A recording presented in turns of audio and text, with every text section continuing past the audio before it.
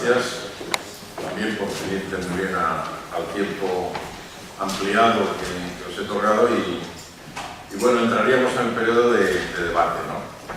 Para quien quiera intervenir, quizá apuntar que bueno, se han señalado varias ideas desde esta perspectiva digamos, de gerencia, cada uno en su faceta diferente, con experiencia vivida en ambos casos, porque yo no he sido muy explícito al inicio, pero en el caso de Carlos tuvimos la ocasión de compartir esos dos incendios que él ha mencionado en el Hospital Puerta de Hierro, cuando todavía se llamaba Clínica, y allí, claro que aprendimos cosas a la fuerza, de cosas nunca escritas.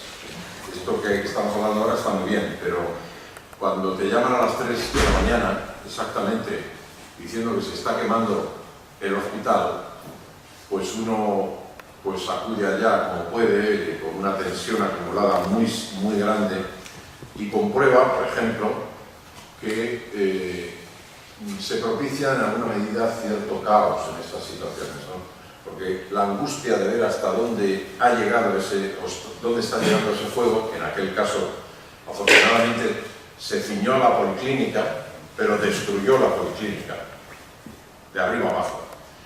Y Carlos y yo nos dimos cuenta de que íbamos angustiados detrás de los bomberos, sin que nadie nos parase, porque queríamos saber a dónde estaba igual que los bomberos, el foco del incendio, porque el incendio es quizá de las más graves situaciones que se puede vivir, obviamente, en un hospital.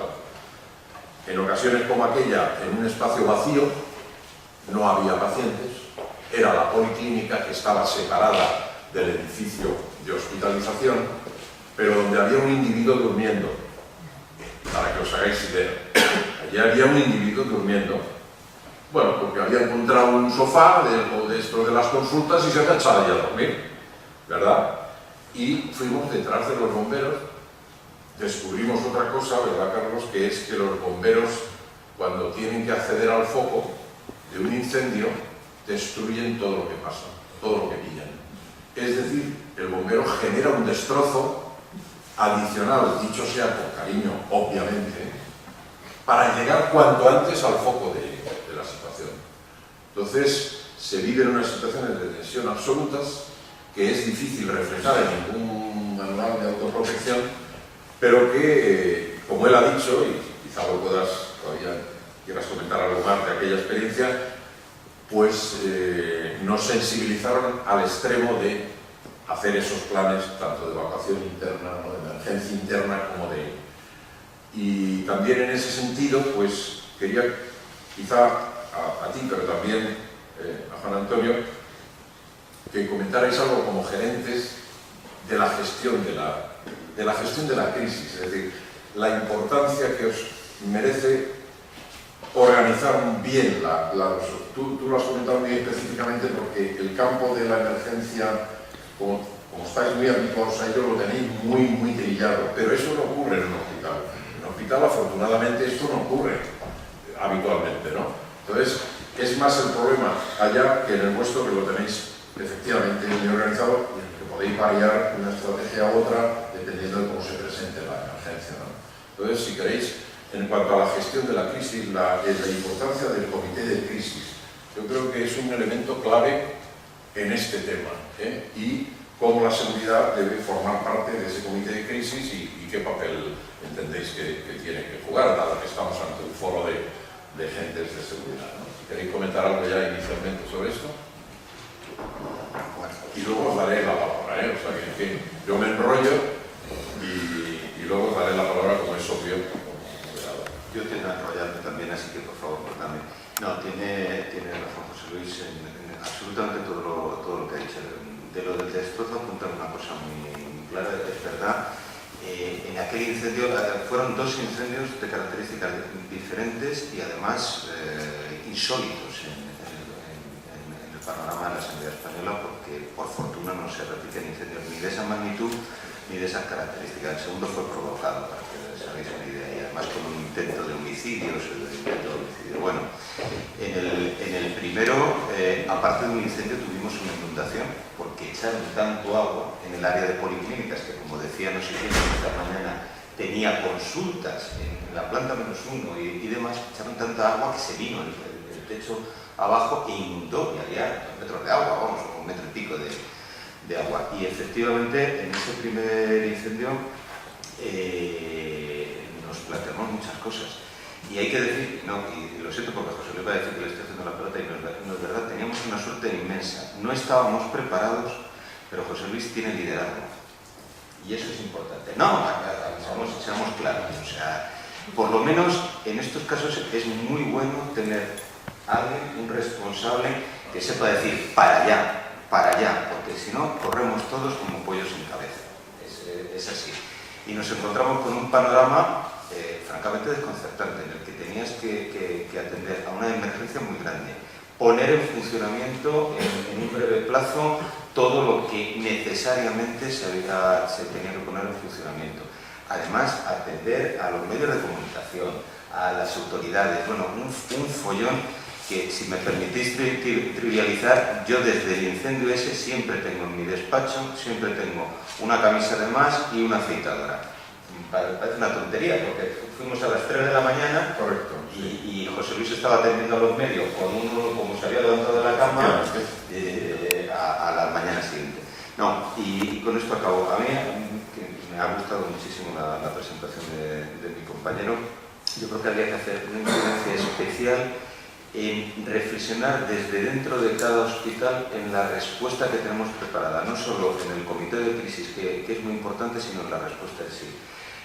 Tú comentabas nos movemos todos por ratos, y entonces todos tenemos en mente, hay un porcentaje de altas precoces que podemos dar porque es lo establecido y tal. Deberíamos dar una vuelta más y saber realmente qué altas precoces tenemos en cada momento en el hospital. En el nuestro estamos trabajando en una cosa muy curiosa, que todavía la tenemos un poco no concluida, pero está muy avanzada, que permite tener una foto instantánea de cómo debe de estar la urgencia en cada hora del día, de cada día de la semana. Entonces, y estamos haciendo, para que veáis, estamos testeando en barras, es decir, yo me bajo y me dicen, en estos momentos en la urgencia tienes que tener en observación entre 45 y 47. En BOSES entre tantos y tantos. Y cada vez vamos acortando más la barra, porque eso lo estamos haciendo con una mirada asistencial. Ahora, hablando oyendo lo que tú decías, yo creo que tenemos que hacerlo en otro sentido y transmitirlo para allá. Y lo que decía José Luis es importante, tener muy estructurado un puesto de mando con unas funciones determinadas que dentro del caos permitan que nos podamos mover con suficiente eficiencia. ¿Algo más que añadir de esta primera pregunta? Nada, es ahondar en la importancia del comité de crisis. Mi experiencia, como bien decía Carlos, se unen varios factores. Primero, que hay que tomar decisiones iniciales que van a ser fundamentales en el desarrollo del resto de la intervención. Esas decisiones, además, son decisiones que no son fáciles, a veces son decisiones que van a ser muy criticadas si te equivocas en un sentido o en otro, pero eso por defecto. Por eso es importante que la estrategia parta del equipo directivo y esté implicado en esto que estamos hablando aquí en esta jornada, porque son la clave. Y por otro lado, tenemos la presión de medios de comunicación, que nos vas a tener ahí en la puerta, y los responsables políticos que quieren respuestas para esos medios y también para ir manejando. Es difícil, conjugarlo todo. Y eso al final se aprende una tras otra. Pero sí que es importante que ese comité de crisis sepa de antemano lo que tiene que hacer, el papel que va a jugar cada uno en esto y además que se transmita al resto de la organización. Gestionar el caos, porque hay un caos que no proviene solo de la emergencia, sino de lo que acabas de comentar. Las autoridades que quieren que les informes antes que a nadie, los medios de comunicación, por supuesto, antes que a nadie. Y en la estrategia de comunicación tienes que tener claro que la mañana siguiente al evento, suponiendo que ha sido de madrugada, tienes que programar ya esa información relativa a posibles afectados, a posibles instalaciones afectadas. Esto es algo que a mí me ha quedado claro de la experiencia vivida. Vamos a dar la oportunidad de preguntas, por favor. Levantan la mano y se identifican.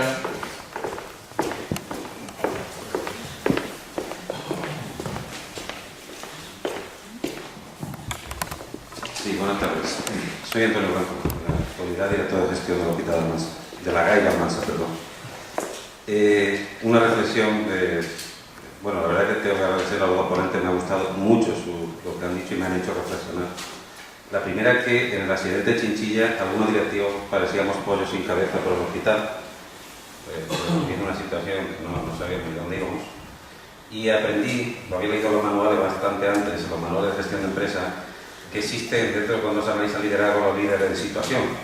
Ha dicho Carlos que afortunadamente pues José Luis es un líder de situación.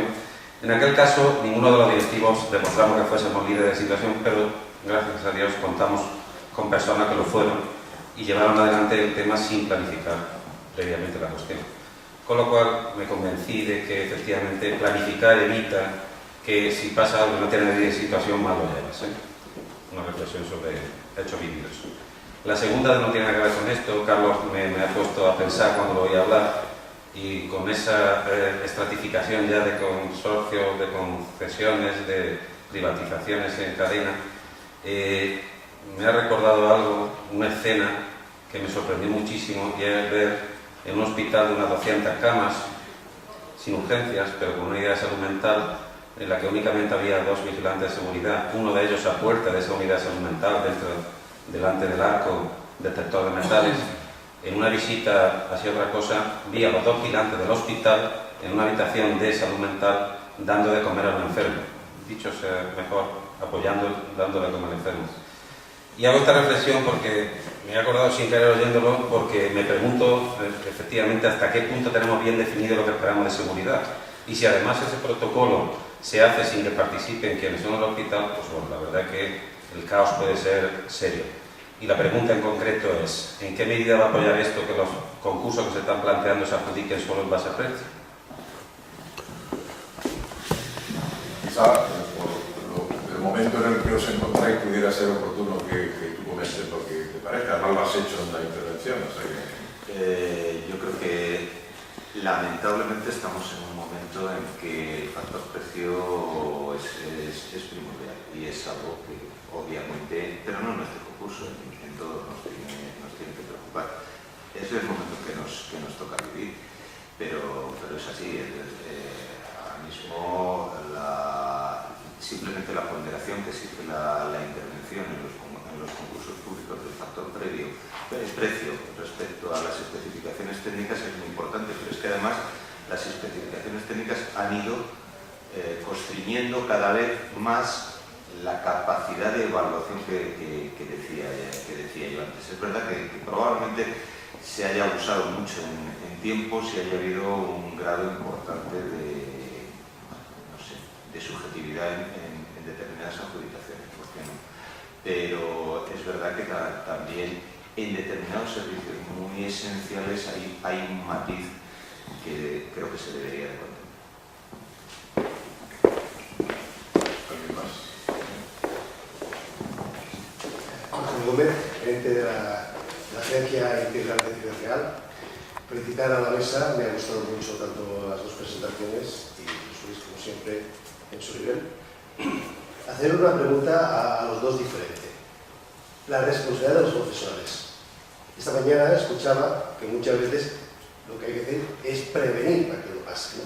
Entonces me ocurre el uso de las máquinas, que muchas veces como se utilizan, ¿no? Has dicho, el jefe de guardia os hizo llegar, o alguien que tú conoces, os hizo llegar una nota, cuando muchas veces los profesionales con su actitud pueden hacer que esa conflictividad llegue a más o llegue a menos, ¿no?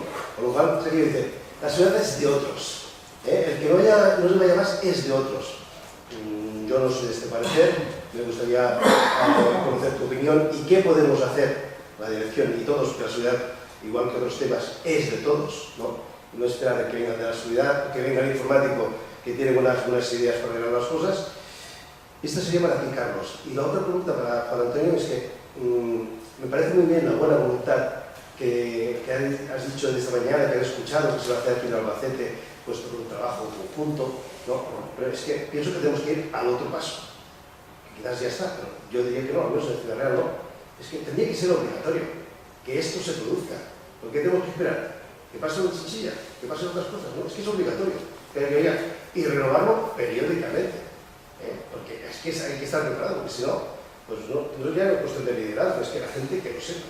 Porque que venga una persona que tenga las ideas muy claras y que pueda liderar algo, muy bien. Pero como ha dicho el compañero, planificando, teniendo las cosas más claras, seguramente saldrá mejor. Habrá cosas que no. Pues por el orden de las preguntas, si acaso. Bueno, yo creo que has puesto el dedo en la llaga. Sí, yo creo que nos falta una labor importante de concienciación de los profesionales, que no es fácil. No es fácil. Os comentaba antes que también hay una cierta transferencia de funciones. Antes me ha hecho gracia porque decías tú que en algún lugar habías visto al agente de seguridad de comer a unos pacientes. Yo tengo un auténtico catálogo de anécdotas. Tú lo sabes porque las colecciono desde hace muchísimo tiempo, ¿no? Desde llamar al vigilante para que asuste un niño y se tome la medicina, a cosas de lo más peregrino. Hay una cierta transferencia hacia los vigilantes de funciones que probablemente sean nuestras. Y lo que no hemos sabido es, y yo me meto primero, transmitir a nuestros profesionales que la vigilancia es de todos. Que la vigilancia, es muy cómodo esto de decir, tengo un paciente o un familiar agitado, y eso a lo mejor trasciende a los hospitales y hay que venir aquí, hay que venir a la universidad y a los chavales que están estudiando en estos momentos medicina, explicarles determinados valores que los que vamos viendo las nuevas promociones del MIR nos vamos encontrando. Cuidado con esto, que hay una cierta tendencia a una tecnificación de la medicina y separar muy bien determinadas cosas, muy mal, determinadas cosas, y eso sí que tienen que si los profesionales no nos ayudan, no se ayudan. Entonces estoy absolutamente de acuerdo. Y nos falta, lo intentamos, yo he hecho muchas broncas, sobre todo con enfermos psiquiátricos. En esto es algo palpable, dice, vale, tú ayudas a la contención, pero es que la contención es médica, entendámonos, es médica, y tú ayudas a la contención. Y el hablar con el familiar del paciente psiquiátrico, por muy psiquiátrico que sea el familiar del paciente psiquiátrico, que a veces también lo es del médico, o del profesional, o del sanitario, de la enfermedad, de quien sea. O sea, hay que andar en eso, estoy totalmente de acuerdo. Juan Antonio. De acuerdo contigo, obviamente. En Chinchilla aprendimos todos. El problema es que aprendimos de forma separada. Vosotros lo aprendisteis a lo correr como pollo sin cabeza. Nosotros aprendimos que teníamos que trabajar de forma organizada. Pero así aprendimos y cada uno hemos seguido nuestro camino. Evidentemente tenemos que hacerlo, es nuestra obligación. Hay legislación que nos lo dice. No llega al hilo de decir que tenemos que sentarnos en una mesa a decidir una cosa tan básica como que es que vosotros sacáis los pacientes y los dejáis ahí y luego vendremos nosotros a recogerlos. Es decir, esa parte no lo especifica, pero es tan obvio que vamos tarde. Entonces, me alegro que lo digas, porque tienes a tu lado a nuestra coordinadora de catástrofe que te va a hacer la vida muy difícil. Entonces, nos vamos con tu aire. Y ojalá no lo hagamos muy difícil porque será que estamos haciendo cosas. Es nuestra obligación, es decir, tenemos que hacerlo. O sea, no nos podemos quedar cómodamente en nuestro sector y no buscar ese hilo conductor que haga que esto funcione, ¿verdad? Porque al final, cada pequeña cosa que hagamos, solo el hecho de que estemos hablando de esto ahora, minimiza esa situación de caos. O sea, que todo lo poquito que vayamos a hacer va a ir en beneficio de actuar de forma consecuente. Más intervenciones. Mientras surge, yo iba a hacer un comentario sobre algo que la experiencia lamentable que me ha tocado vivir pues me ha dado la oportunidad a mí de buscar literatura al respecto de la gestión de situaciones de catástrofe, de seguridad, etc. y me he dado cuenta de dos cosas, ¿no? Es decir, se escribe muy poco de la gestión de la crisis, muy poco.